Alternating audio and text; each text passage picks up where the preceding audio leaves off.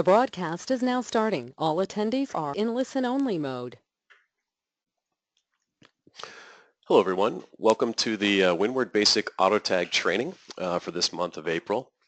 Keep in mind, as we get going here, we do a couple of trainings during the month. So the advanced training is actually going to be next week at the same time. So if you're looking for some more advanced topics, I'd recommend tuning into that webinar as well. I'll go ahead and get started. My name is Ryan Fligg. I'm a sales engineer here with Windward, and I'll be taking you through a very basic introduction to the AutoTag product today. This webinar really is geared for anyone that has just recently started to use Windward or is downloading or testing or evaluating. And we're going to be going over some very, very basic items today. So once again, if you're looking for advanced and intermediate trainings, we do have recordings on our website.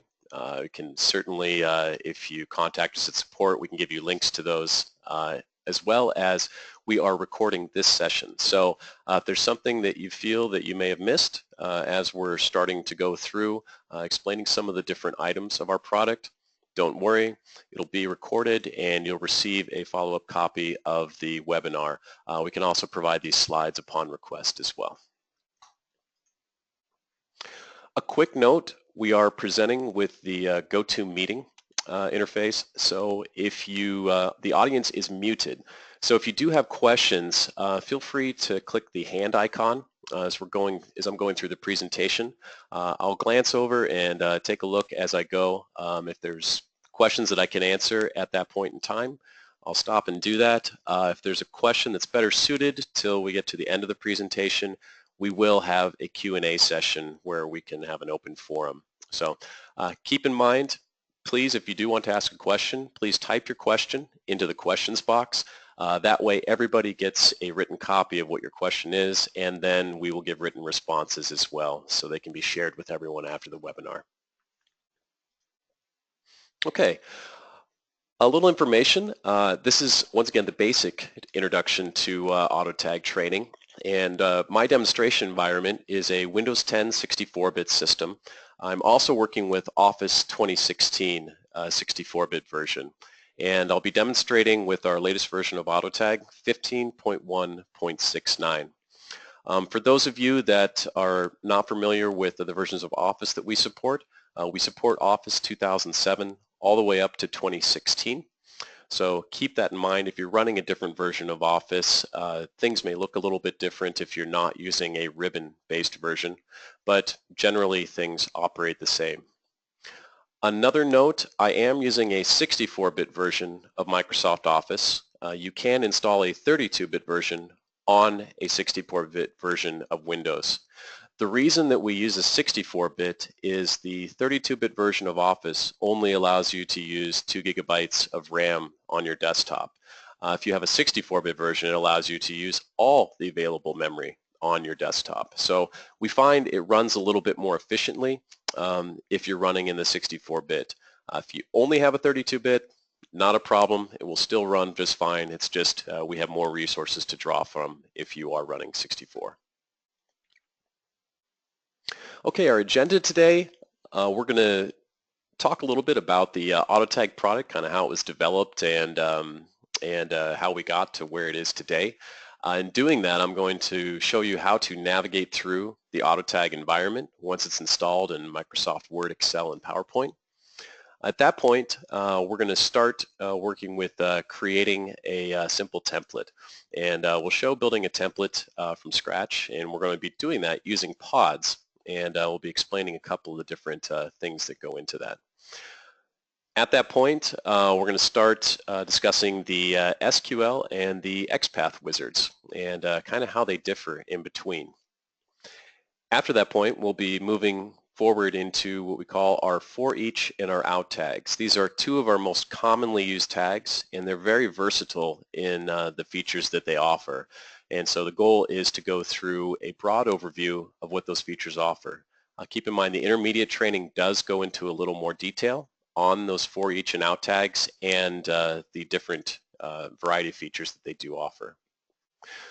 We're then going to open up a short document that shows how to create an input parameter into your template. So each time that you run the template, you're able to provide a different piece of information, and your template will dynamically update based on that information you've put in place, such as a template that has an invoice order or selecting an employee.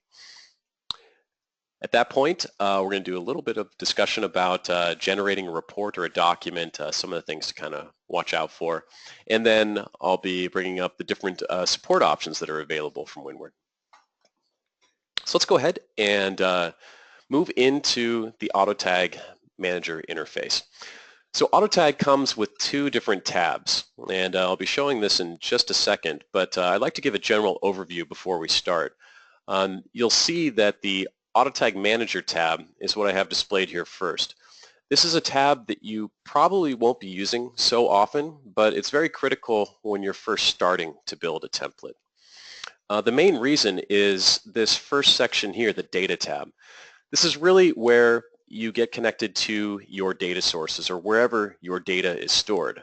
If you don't have a connection to your data, it's very difficult for AutoTag tags to retrieve any data and work further with the product. So that's absolutely step one when you're working with the AutoTag product. There is also the option to load and create pods here, which I'll give a little explanation about when we start to build a template dynamically from pods itself. The section area here is just a couple of tools that are available to you in the AutoTag Manager tab. One of the two that I really like to point out is the Find and Replace tool. This is very useful in the fact that it allows you to search only within Windward tags. It also allows you to update, change, or even add additional tag properties to a Windward tag. Common use I see for this is if somebody has given their data source a nickname and then they've changed it. Instead of having to visit each tag and select and set the new data source name, you can use a Find and Replace to look for the old name and then have it update with the new name on all tags. The second option I like to point out is the Clean Template option. If you're working with maybe some templates that were previously built in your organization using an older version of AutoTag, this helps clean them up and brings them into the current version of AutoTag that you're running. So you'll see markers in there for if something was version 9 earlier or version 14 and earlier.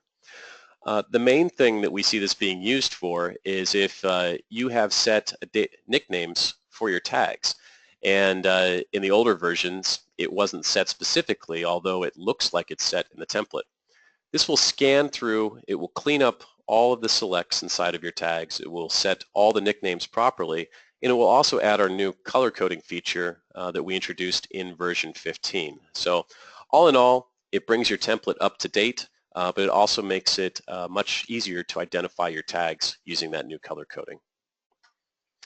The third section here I want to bring your attention to is our options section. So the options menu allows you to do a lot of different things in AutoTag. There's several hidden options that we've put in place.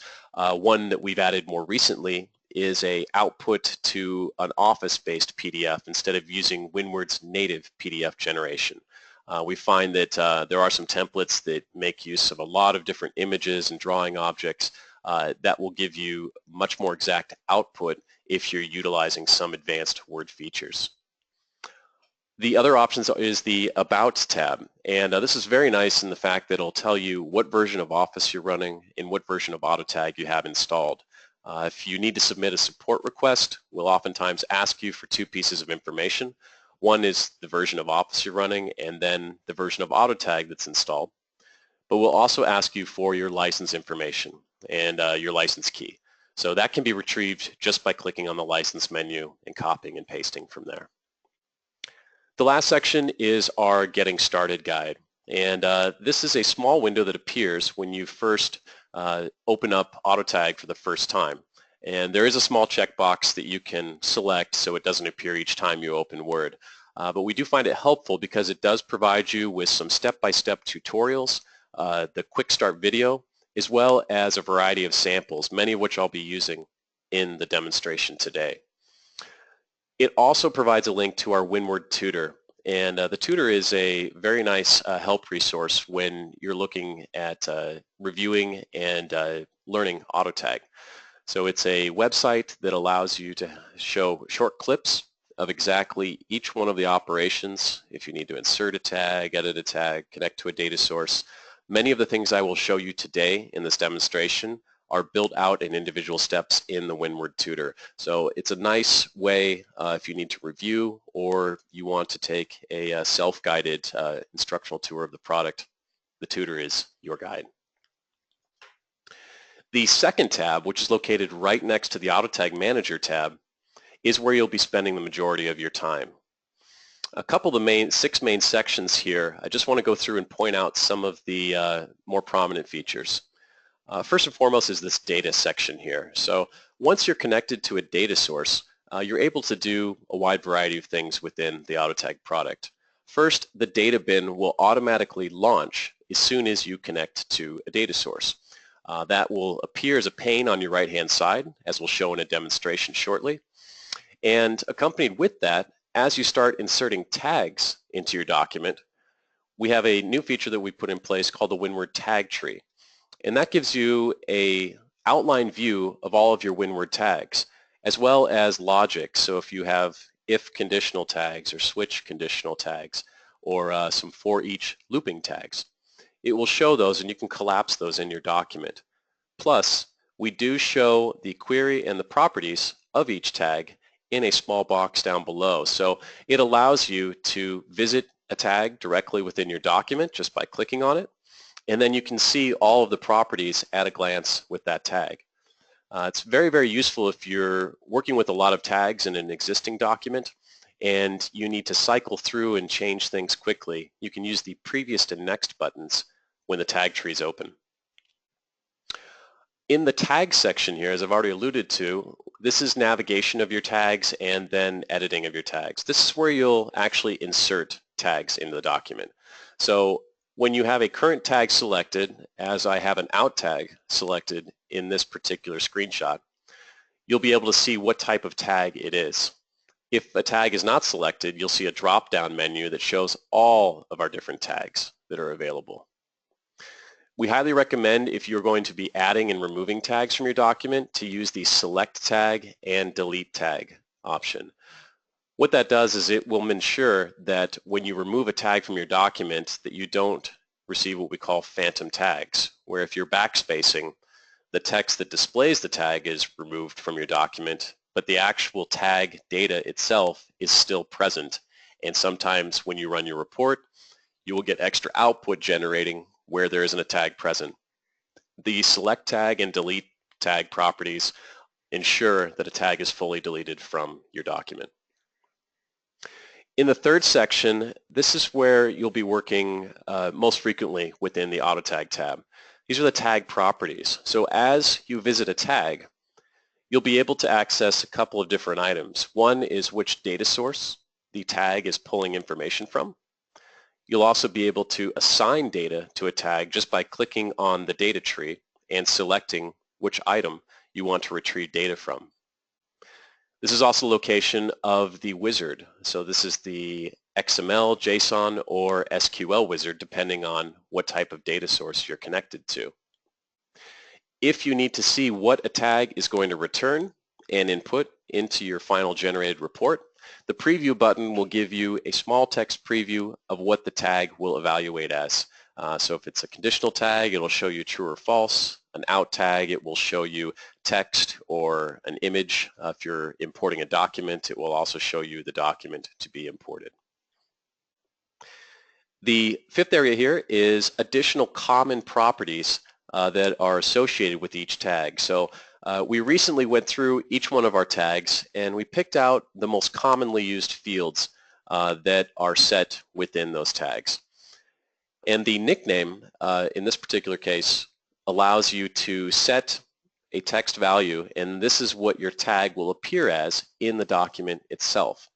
So it allows you to give a friendlier looking and more descriptive name for your tag instead of the default data select that may come in place.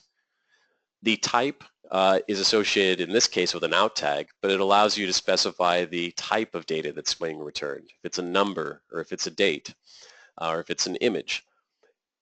In that case, you'll see this format data option here. This allows you to select a tag and specify how the data is formatted on output.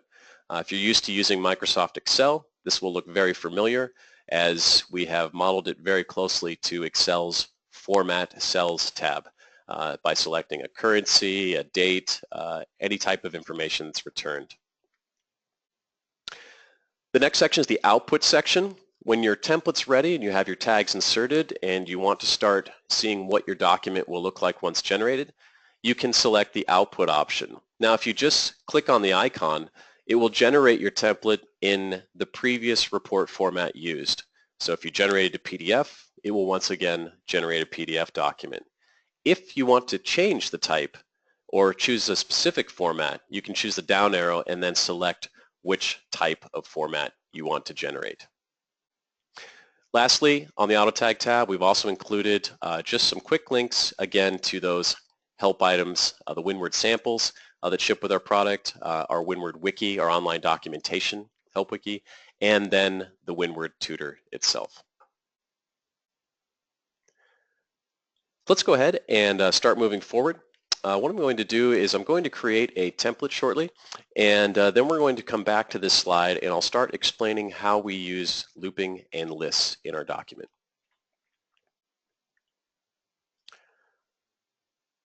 So in order to create a document here, I'm going to go ahead and bring up an individual template, and this is going to be a short demo that we're going to put together using pods themselves. Now, if you're not familiar with what pods are, they're the ability for someone to select something within Windward and then go ahead and generate a document just by simply dragging and dropping a pre-selected item directly into the document itself. And so what I'm going to do here is I'm going to go ahead and give me just 1 second. I'm loading up an individual image here. And we're going to generate this document directly from this particular template itself.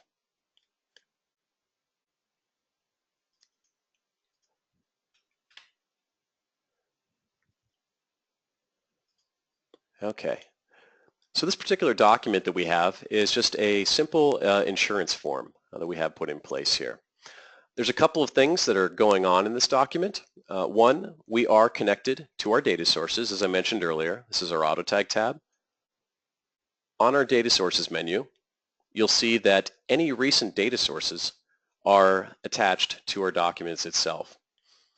The active data source is put in place here, and this is very important. An SQL server constantly maintains a data source connection, so it will always retrieve the proper information. However, file-based data sources like XML or JSON, that has the ability to change. And so if you do change the data inside of that file, sometimes you need to refresh it so AutoTag pulls the new information in.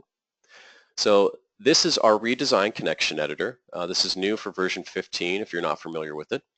It has the option to disconnect a data source and then reconnect it. You can also move the order up and down the list, and if you need to remove a data source, you can simply click on the trash bin icon. Once you connect to a data source, you'll see that there's a couple of different options here. First and foremost, we've now required in version 15 that every data source has to have a name. Previous versions of AutoTag did not have this requirement. It was optional. Now we're making this mandatory because we find when working with the Windward engine, it's much easier to specify which data source is which using the nickname itself, as well as specify in the tags which data source each tag is retrieving information from. There's standard information. If you don't know how to get connected to your particular data source, I'd recommend talking to someone in your organization that maintains that data. You'll be able to see that we offer a wide variety of connections to data. SQL servers, MySQL, Oracle. You'll also see that we're supporting JSON, OData. We've also added an update for XML 2.0. inside of our version 15 of AutoTag. And you'll see that there's some other live data sources such as Salesforce and SharePoint lists. To create a new data source, you simply just need to select what you would like to create, the type, give it a nickname, and we'll just call this XML, and then simply browse for where you want to update the particular data source with which information. And a quick note, when AutoTag is installed on your computer, it will install a directory, an AutoTag directory in your Documents folder, and you'll see two directories, Data and Templates. Inside of the Data folder, you can go ahead and choose any one of the sample data sources that we offer. In this particular case, I'm going to use a Southwind XML data source. And we also provide the ability to work with what we call an XML schema. So if you're not sure what that is and you don't have one, it's not a requirement, but we very much recommend it simply because it tells us what type of data items are in your XML file, if it's a date or if it's a number or if it's text. And then we can do more things like our formatting inside of the document. Once that information is put in place, you can simply click Add. And now if you go over to your connections, you'll now see that my new connection is put in place. And I can test and see which connections are listed here. If you do encounter an error when connecting with one of your data sources, you'll be able to see that there is a data source debugger window. And this allows you to go quite in depth with figuring out what is going on with your data source connection. That's for a further tutorial, but just want to let you know that that's there. And that button is only present when there is a particular error inside of your data source connection. Okay. Also, if you do change a nickname, you can update all of your tags that use that nickname just by simply clicking the Update button. So you don't need to visit each one, or you don't have to do the find and replace as I mentioned earlier. So another new feature of the connection string editor. Once you're connected to your data source, as I mentioned earlier, the data bin will launch automatically. And so we will see this on the right-hand side of our particular document itself. Whoops, and it looks like I've got a short error here. Give me 1 second while I do a quick restart of Word.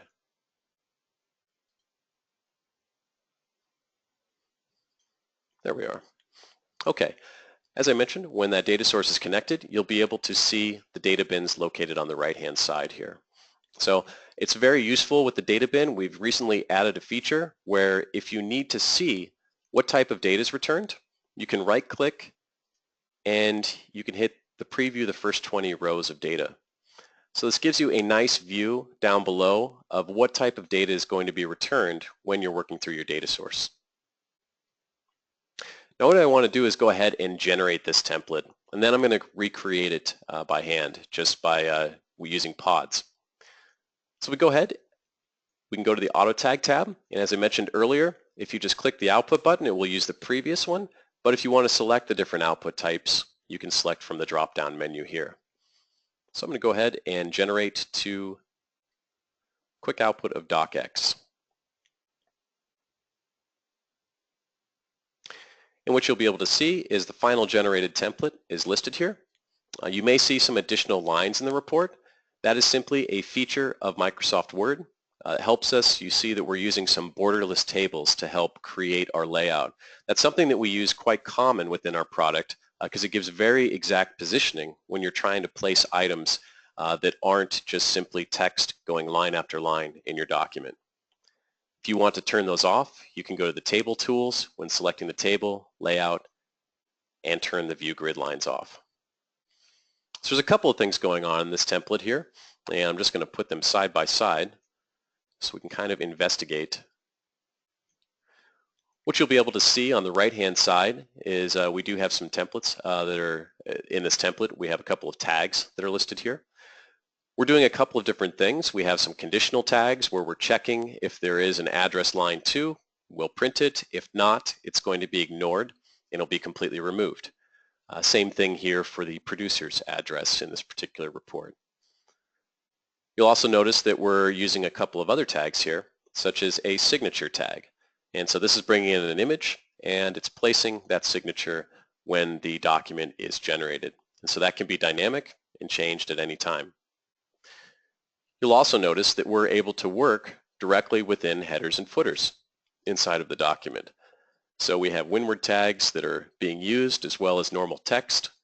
You can also use regular Microsoft Office features in Word, such as page numbering to be automated directly within the header or footer itself. So what does this look like? We're going to go ahead and simply open this document very quickly here. And we're going to create this entire document using pods. So give me one moment to open up a plain document and we'll go ahead and create this.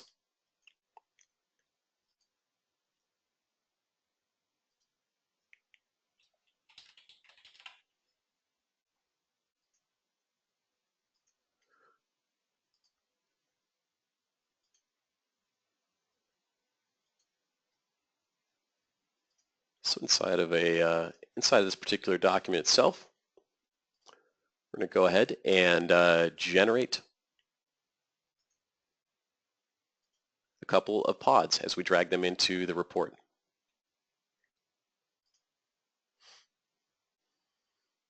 Oops, and it looks like this has been populated for me. So I'm going to go ahead and just remove these items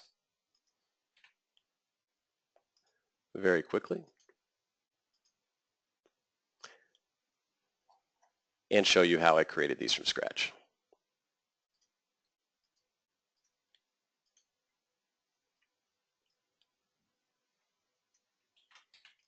Okay, so now that we have this document open, the first thing I want to do is go to my AutoTag bin. Now what I can do is I can go ahead and load the pods, or I can open it directly from the AutoTag pod bin. Now when I launch this, I already have a pod that's been put in place here inside of my particular document itself.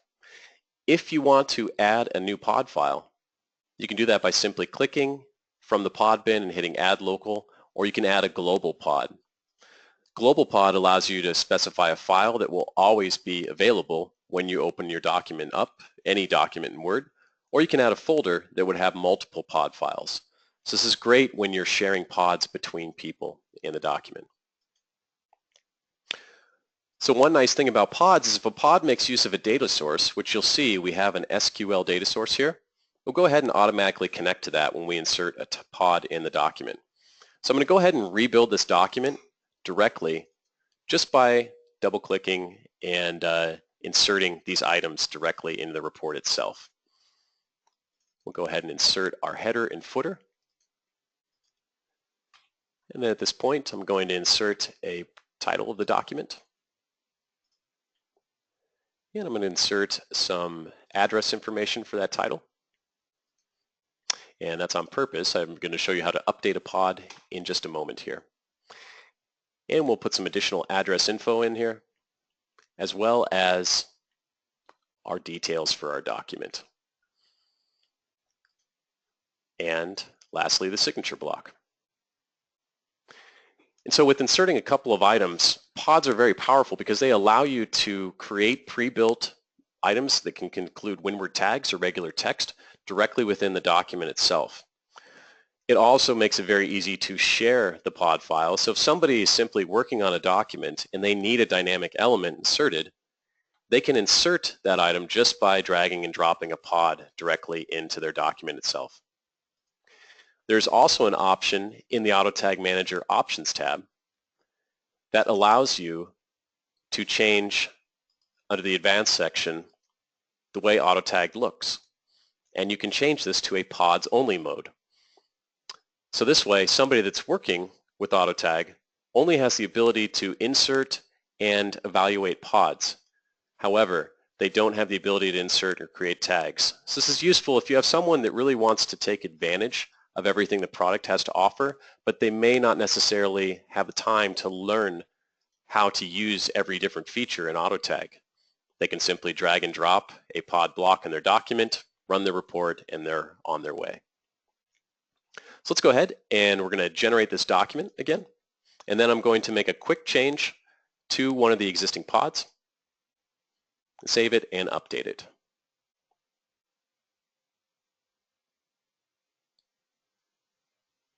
So you can now see the document's been generated. I created that document literally within about 40 seconds just by dragging different pods into different locations. Now, how do we change something if we're using a pod? Well, in this particular case, we do have a piece of text here that has been formatted in something that's not very pleasing or aligned with the rest of the document. So what we're going to do is go ahead and change some of those items.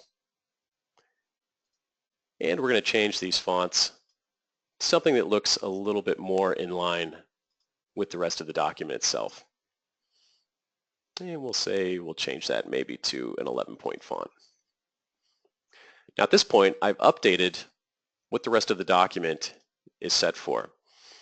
And so after I've made my formatting changes, all done directly within Word, I can simply select the individual items and then update that pod. And I do that by going to our Create Pods in the AutoTag Manager tab, click on Standard Pod, whatever the item is selected, and we're going to call this the title address. Keep in mind, it has to be the same name as is listed in the existing pod file. And the existing pod file will be shown here. You can also create a new one or browse for a different one. Keep in mind, pods can be on the tag you're on, paragraph, or can even be a seller table or an entire document. If you need to give additional instructions on what a pod does, you can add that in the description detail here. So go ahead and click OK. It says title address already exists inside of the pod file. Do we want to update it? We'll go ahead and click Yes. And now, if we remove this item and we refresh the pod file here, we can simply double-click on that title address. Oops, and I was inside of a table there. Let me go ahead and get on a regular line. And that title address is now changed with the particular address information that I've updated and all the formatting. So that's a unique feature of our product. You're allowed to do all the formatting and layout directly within Word. And this allows you to specify what style you want the information to be formatted as when the final report is generated. And so when we generate that report, all that style information is going to be applied to that final text as it's brought into the report itself. So let's go ahead and go back to our slides, and we're going to get into how we do looping using our forEach tag. So let me go ahead and open this up here. So the forEach tag is a very critical tag for our product. It allows you to loop through items and create lists of information. This would be tables. They're commonly used within tables, but they don't have to be used within tables. The two main items of a forEach are the beginning forEach tag, which just simply retrieves a set of data from your data source, and then it will repeat the number of times that that data returns. So if you're retrieving a list of customers and there's 200 customers in that list, it's going to repeat whatever becomes between the beginning and the ending forEach tag 200 times. That means any Windward tags that are in there, any spaces, any page breaks, any text, any tables. If you're working specifically within a table, the forEach tag will create a new row every time it repeats for that data. And so to show you some of this, I'm going to go ahead and open up a sample that's actually ships with our product, and it is our forEach tag sample directly within Microsoft Word. So this particular sample is located on our Samples Getting Started guide. You'll see there's a lot of popular samples that come and ship with our products, some exhibiting new features, others that are specific to different industries. But you'll also notice there's an additional section. And that's what I'm working with here, these tag tutorials. In this particular one, I'm working with the SQL tag tutorial for the forEach tag. Each one of Windward's tags are listed here, and it will show you how to use the tag in a variety of ways, as well as being used with other tags itself. So it's a very good resource if you're starting out with our product. Inside this particular sample, I want to go through the anatomy of a forEach tag. And so, as I mentioned earlier, inserting a tag into the document can be done simply by clicking on the tags item and then inserting the type of tag that you want. In this case, we've already inserted a forEach tag beginning and an ending forEach tag. As I mentioned earlier, the tag tree is very useful for seeing exactly how your tags are listed and built inside of the document, as well as accessing any tag in the document. You can simply double click on it and it will take you to that particular tag, as well as show you the current query or any properties that tag has to offer. Now what you'll be able to see here is with this forEach, if I click preview, we'll be able to see the results that are going to be returned. So in this case, we're actually pulling back some different categories of food inside of our database. And so it's pulling some category IDs, the name, description, as well as a picture of that category. In a forEach tag, when you start to work with advanced options of a tag, you can double click on the tag to launch the tag editor, or you can click on right below the preview button, there's a small square here. You can click on that and that will open the tag editor itself. Now inside of the tag editor, this is actually where you select your data. And so in a forEach, this big long string of SQL is actually pulling back all those categories. Once again, you can preview by clicking the preview button and seeing what's listed there. You can also make this look a little nicer if you'd like. We've added some recent features to format a query so it looks a little bit more legible. You can also change the color scheme, increase or decrease the font, and we have the ability to check if there's errors in your query with red lines if you start to put a particular error in there. And it will go ahead and assist you with bringing in the different information that's not correct with your report as your query is being built. You'll also be able to access the wizard here. And so in this particular option, I'm going to go into the wizard in just a second, but I want to make sure I run this report and get the basics of the forEach tag before I cover the wizards. So the forEach does have some advanced options. Again, these will be covered next week in the intermediate training, but the basic options that each forEach tag has is a nickname, so that's how the tag is displayed. And then we have a variable given to the forEach. So what happens is when you select data from your report, and keep in mind, selecting this data, what I've done here is I've gone to my categories, and you can drag and drop items directly from the data source itself. A quick drag, and you'll be able to see the SQLs built for you automatically, and you receive a preview. Now, that set of data that's returned is given a variable name here, and that is called categories. And so anytime you are in what we call the scope of a forEach loop, the pane is going to update for your data with any of the items from that forEach tag. Now this is very helpful because if you select anything in here, in this case, a category ID, this will be dynamic. So every time this repeats, it's going to update the information. If you were to select a category ID in this manner,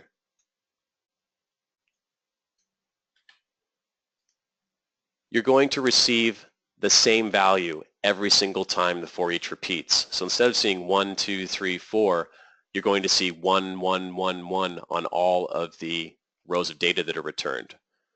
So this is a very important concept for the forEach tag. If you need to make sure that the items are constantly updating as it repeats, then you simply need to drag over from the name you gave to your forEach tag.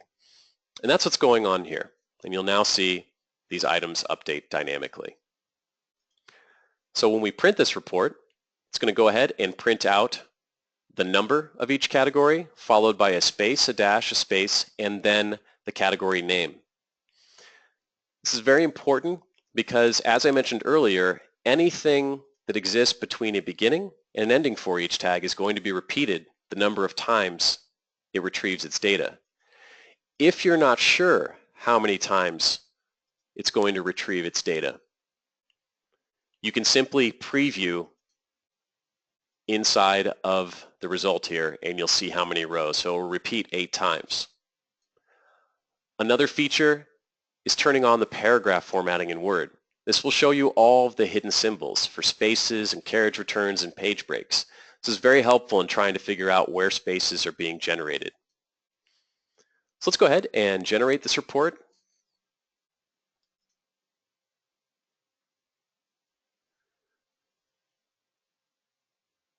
And we'll be able to see exactly what this looks like. So on the left-hand side here, we have our forEach tag. And if I do turn on that paragraph formatting, you'll be able to see what's listed here inside of the particular output. So this forEach tag is repeating, it's pulling back all that information, all those 8 rows of information, and then it's only printing the ID and then the category name for each of those. It also is going to print a carriage return because the end forEach is on the next page. If this was placed above here, then there would be a space and it would keep repeating horizontally rather than vertically inside of the report itself. So that's a common feature of the forEach tag. Another item is how it's used in tables. As I mentioned earlier, when you're working with a table, you want to make sure that your header row is the first row or couple of rows in your table, and the forEach occurs after your header row. What that means is AutoTag will print this particular row itself, and then it will start printing the repeating data, creating a new row because the end forEach is outside of the table. You don't need to create a separate row just all by itself for the end forEach. That will leave you with an extra blank row at the end of your table. So the forEach can be used to print text lists, can also be used to repeat tables as well. Now, the intermediate training will go through some advanced options next week that will show you how to do things like create an index or a count if it's the first item or a last item, as well as doing a column-based forEach expansion. But that's for a more advanced topic. Right now, let's go ahead and go back to our particular slide and move on to the out tag. So as I mentioned earlier, the out tag is probably going to be the most used tag in your templates. It's a tag that simply is inserted into the document. You tell it to retrieve a location for your data. It's going to go ahead and pull back just a single item.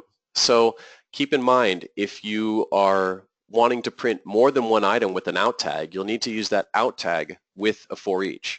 But alone, it will retrieve this information, it will bring it back to the document, and then it's going to apply that style to the text, if it's text in your document, a number or date, with that additional formatting. So what I want to do is go ahead and open up a basic template. And this is our variable invoice sample template. So if you go to our samples, this particular template is under our popular section, and it's right here, our variable invoice sample. This template does a couple of things. It's working off of an SQL data source. It also has a variable in it, which is what we will be covering as the very next item in the demonstration here.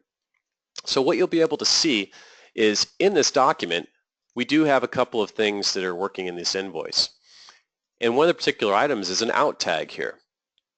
You'll see that the out tag can have different types of formatting. If it's an image or a date, a number, it could even be a PDF or a sub-template that's listed in there. Now, when I produce this, you'll be able to see that I'm given a quantity there. However, let's say I take a look at a price. That's also a number. And if I generate this output, you can see that I have 2 decimal places and a $sign symbol. If I click on the Format Data option, when an out tag is selected, once again, this should look very familiar if you've used Excel. This allows you to specify how your data is formatted when it's returned. So in this case, it's a currency. I've also got it specified. It'll be red and in parentheses if it's a negative number.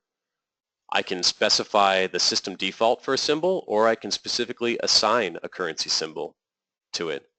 And I can specify the number of decimal places. So it's very useful when generating the template. The AutoTag has those two properties that allow you to format your data.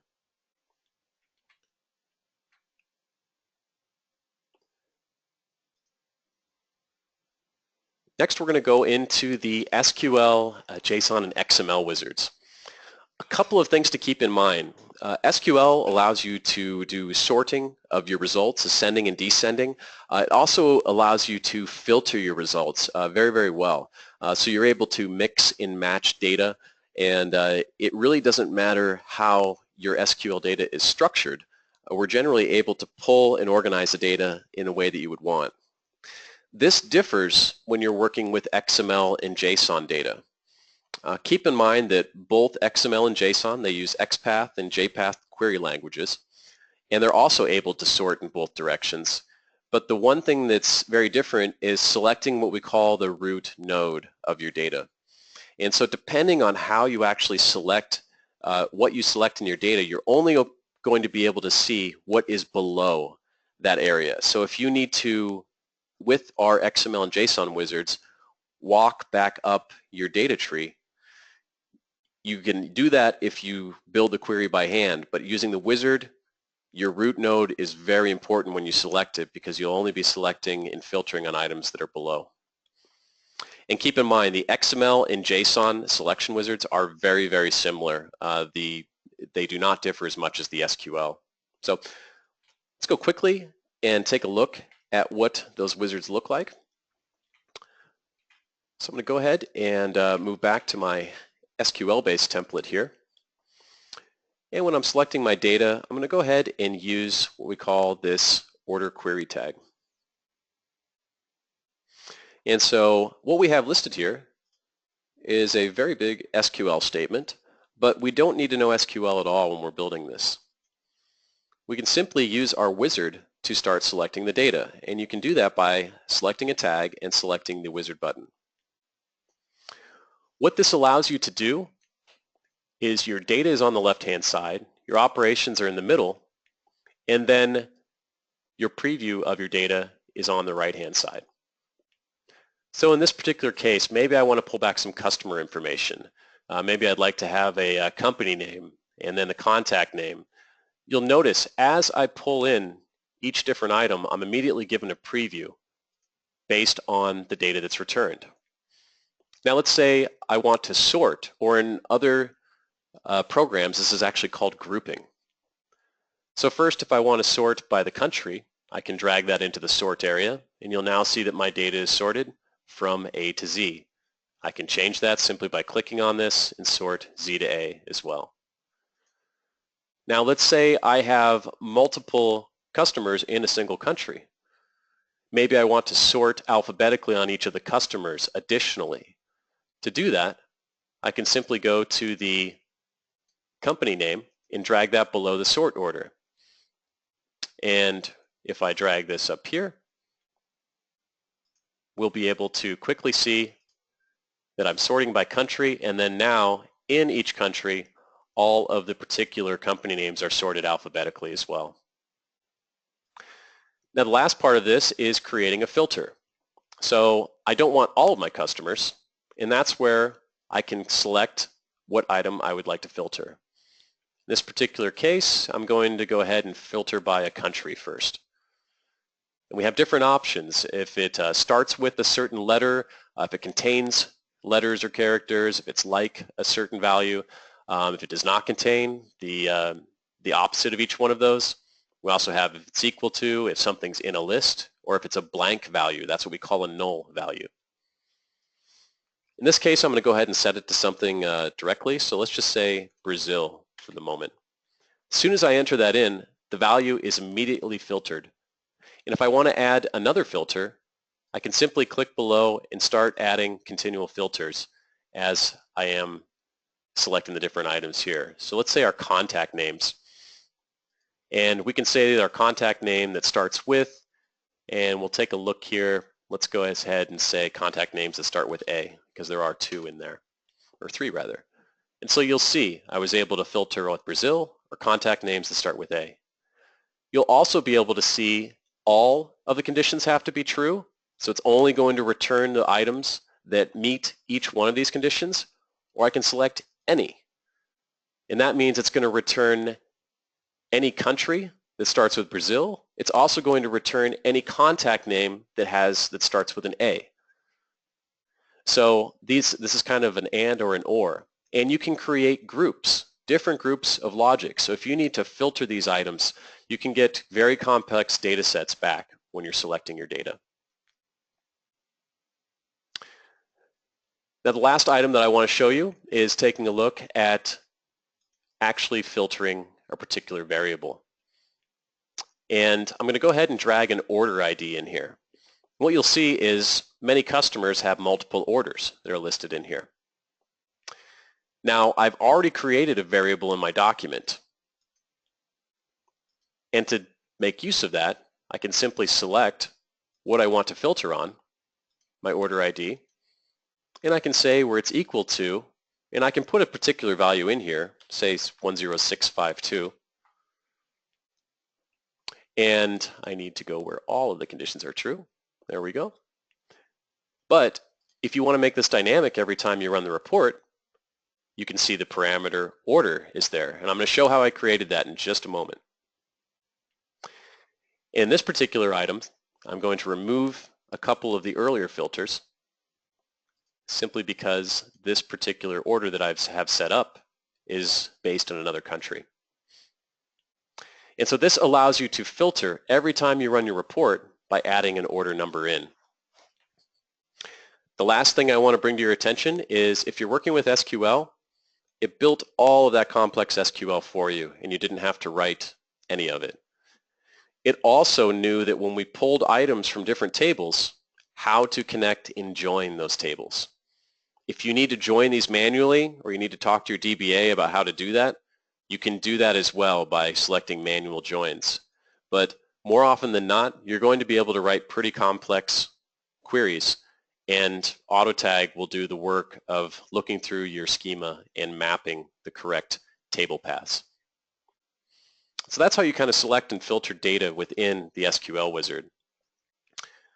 The way that this is done in the XML wizard, if we just go ahead and move over here, and we'll just take another quick look here. I'm going to insert a quick forEach tag here. The XML wizard looks like so. And this is what I mentioned. You have to select a node for your data. And in here, we have to pick which individual node that we want to go through. So in this particular item, I want to select, in this particular data source, it's securities that I'm working with. And so there are several different securities that are listed inside of this data source. There's 3 individual ones. Now, if I want to, once again, add a group here, I can add filter conditions in here.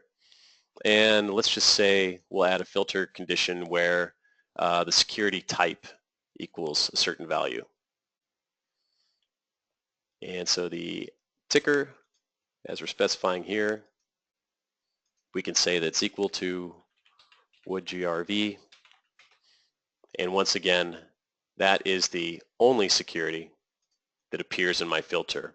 Again, you can add multiple conditions. You also have the same starts with, contains, less than or equal to inequalities that you can use.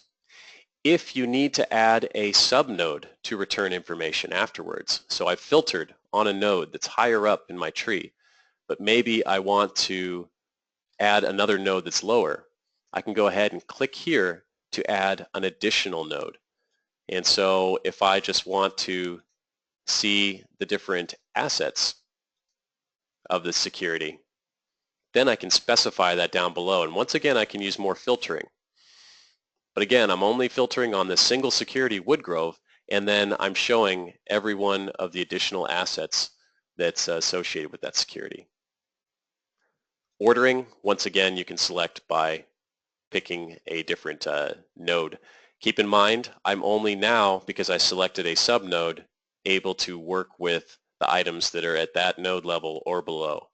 So if I want to order it by, say, the name, then I can change the name and I can see that those are each ordered.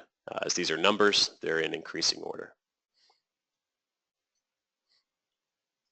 Okay, so let's quickly go back and take a look at our last slide, and that's going to be the input parameters. As I mentioned earlier, the input parameters, I had already showed you the sample where I was using it in the SQL query. What I want to do is show you how I actually created that by clicking on the input parameters button in the AutoTag tab and then actually adding and creating this dynamic parameter. Something to keep in mind about input parameters, they will dynamically alter a value in your report. So this is useful if you need to build a report template that you need to run for multiple clients or customers or employees, multiple order numbers. This allows you to change which order number, client, or company you're using when you run the report each time. Something very important is when you create a parameter, you need to set a default value to something, because when you use it with other tags, it needs to be able to evaluate and return something back into the tag to give a meaningful result. So what we're going to do is I'll show you how we create this variable. I'll show you how we reference it again in that tag, and then I'm going to run the template and show you what the output looks like. And so back to this invoice sample, if we go to the AutoTag tab, you'll see our input parameters button. And here you'll be able to see that we have a different variable. To add a variable, you can simply click the Add button. This will create a new variable name. It'll give it a default name, and we can just call this test. And then you can say if it's required or not required to run the report. You also need to tell it what type of information the variable is going to bring in. Most times it's text. However, this could be a date in which you'll be presented with a date picker when you run the report. You can also specify an offset, so if it's always today or the start of the week, month, quarter, or year. It could also be a number, or in this case, as we're doing with order, it's going to be what we call a select. A select variable is very unique in the fact that it gives you this extra menu down here. And so we need to specify what the select returns. In this case, it's going to return text. But you'll see there's our wizard button. So what this is doing is this is allowing us to investigate which variable values are stored in our database. And so for our order numbers, all we've done here is we went to our table, we pulled back a list of order IDs, and we click OK. And what that does, we have to specify which data source it's getting that information from. But once it returns that, we can simply click Test. We can enter a test value. It will evaluate and said it's going to bring back 10,249 orders, and it says that 10537 does exist in the data source, so it's successful. Very key when you're building one of these. What this will do is it's going to build a drop-down menu when we run the report. So I'm going to go ahead and close this down. And when I run this report, you'll be able to see I'm now presented with this variable. The description I entered is listed here. The default value is presented, but if I click the down arrow, it's pulling all the current list of orders from my data source. I can simply select one, click OK. It sends that dynamically into my template, automatically updates my SQL and all the information that's returned. And now we can see that the individual result that's brought back is very much in line with what our query was listed with inside of our wizard here. And you'll see we're pulling back customer information again, and then we're pulling back an order ID. And we've created that filter where it's equal to that order variable that we just created. And so there's the information. It's order number 10537. That's that default value. It's the Richter Supermark, and you'll see all that information is listed in the template. Okay, so that is a basic overview of some of the things that you are able to do within AutoTag. What I want to do is now just take a few minutes to open it up for questions and answers. While we're doing that, I do want to bring to your attention the different support resources that are available to you. Our wiki.windward.net is our live documentation wiki. It's constantly being updated, and we're adding new things all the time to that wiki. Very useful place to find information about using Windward tags, installing the products, and then general best practices. If you don't find something in the wiki to answer your questions, then please contact us at support.windward.net. You can also email support@windward.net to send your question. Keep in mind, the help desk will need to know the version of AutoTag you're using, the version of Office, as well as a copy of your license key so we can verify your support contract. If there's something that you feel that we should add to our product or there should be a significant change, we do have an ideas website located at ideas.windward.net. It's a great place for suggestions. Any ideas that go in there are voted upon. Each user receives 10 votes, so use them wisely. And ideas that float up to the top will make it their way into our development cycle as a development team reviews them. Also keep in mind, next week is the intermediate trainings. So a couple things we're going to be going over is the if, switch, and import tags. We're going to be going through some of those advanced forEach tags, as I mentioned earlier, how you do grouping, column-based, and nesting. We'll show you how to import a template into a document, and then how we do some conditional formatting within the out tags. The final two things we'll be going over are using equations, and then some of the differences between using AutoTag when you're using it in Excel. They're about 96% the same, but there are a couple of extra things that you can do within Excel, mainly working with native formulas and functions. So I want to thank you all for joining me today. We do have a couple of questions, so for those of you that are still on the line here, I want to go ahead and just go through a couple of those, and then we'll wrap up in the next couple of minutes here. Okay. First question is, when you're using an out tag, how can I ensure that it's always going to have the same formatting even if the tag color changes? It's a good question. Let's go ahead and go back to that document that I had listed here. And we'll just go to this forEach document here. So in a particular out tag here, if we go up towards the top, you'll be able to see that the formatting is listed for your document here. So this is a Sergio UI. It's at 11-point font. There's nothing really changed about it, but you'll notice the tag is colored with a blue text because it is an out tag. Now, if you just change individual items in the tag itself, like selecting just the text out, that's not going to apply. But if you use AutoTag and you select the entire tag, then any formatting that's applied, such as in this case, let's say just making the font red, it's going to be applied to the tag, and you'll be able to see that.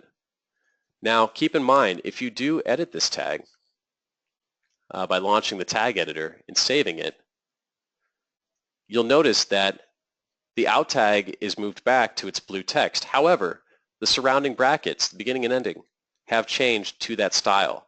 So if you're getting a different style and it doesn't look like your tag is formatted, zoom in and make sure. Alternatively, you can just select the tag itself just by using the AutoTag button.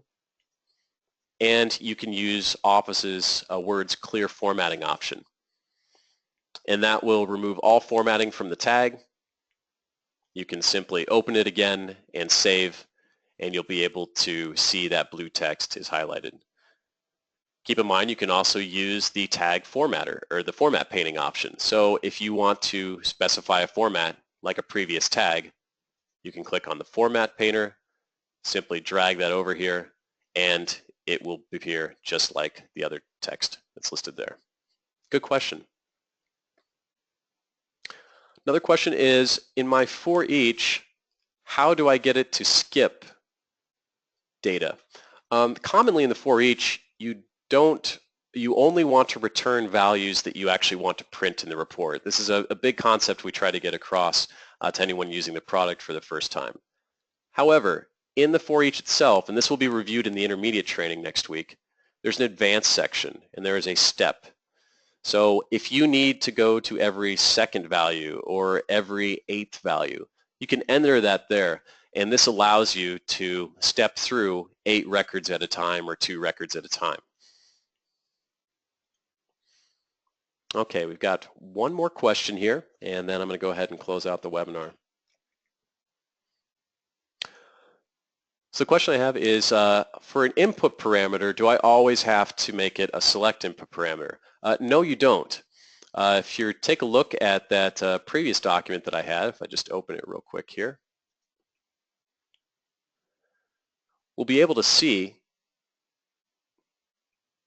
if I expand this, that the input parameter itself is defined simply by the type that's listed here. So you can, this doesn't have to be a select. You can certainly make this text or a number currency. Keep in mind, if you do set it as a particular type, you have to ensure that that information is coming in as a date or as a number or as regular text. But the reason that there's 2 here is because this defines what is actually the type of selected, so the type of data that the variable returns for you to choose from.